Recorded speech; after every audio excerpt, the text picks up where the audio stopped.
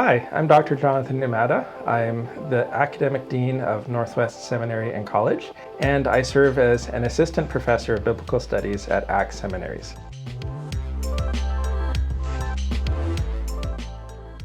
One of my favorite courses to teach is New Testament Foundations, and sometimes cross-listed with New Testament theology. One of the reasons that I love teaching that course is I get to see students from all the different programs that are offered through ACTS. Not all of them primarily theological in nature. Some of them focused on counseling and marriage and family therapy. Other students are more focused on linguistics and cross-cultural ministry. And then in that course, you also get to meet the Master of Divinity students or the Master of Arts and Christian Studies students who are preparing for anything from lay ministry to vocational ministry. And I really like the energy and the synergy that you get from all these different types of people who come together to study together and learn more about the Bible.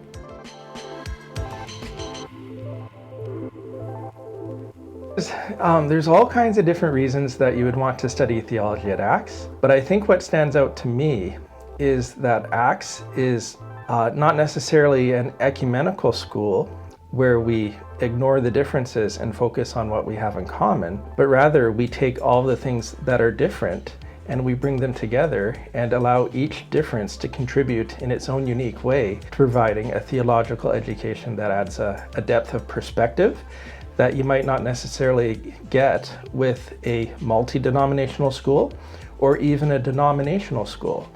With ACTS, because we're a number of different denominations working together, you get the best of both worlds. You get the Mennonite perspective, two different Baptist perspectives, a Korean perspective, now a Mandarin perspective, as well as cross-cultural perspectives through the intercultural programs offered at CanIL. And so in that sense, ACTS really is unique among Canadian theological schools. And there's certain things that ACTS can only do together and that certain schools, or indeed any school, can do by itself. Each school is limited in what they can offer, and there's distinct advantages that we have to working together as a number of different schools providing a common set of programs. One thing that I've been researching lately is the Greek of First Maccabees. Trinity Western University has the John Weaver's Institute, one of the only institutes in the world solely devoted to the study of the Septuagint.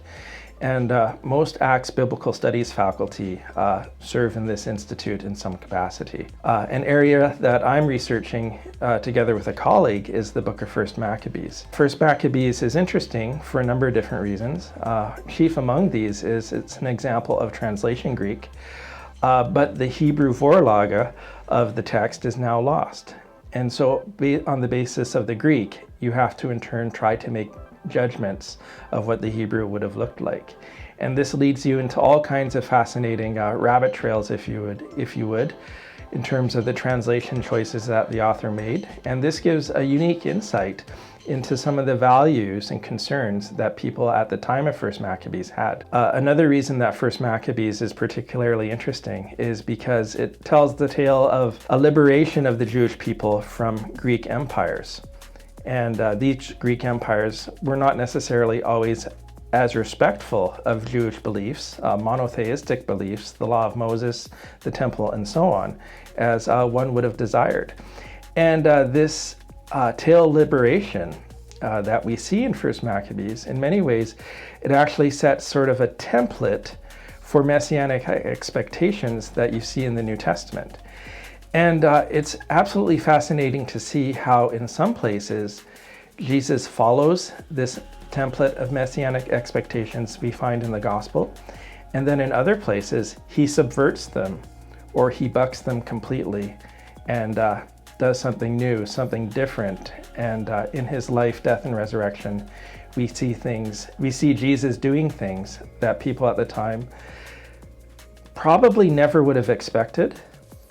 But then in hindsight, as they go back through the scriptures, they could see that, no, it was never going to be any other way.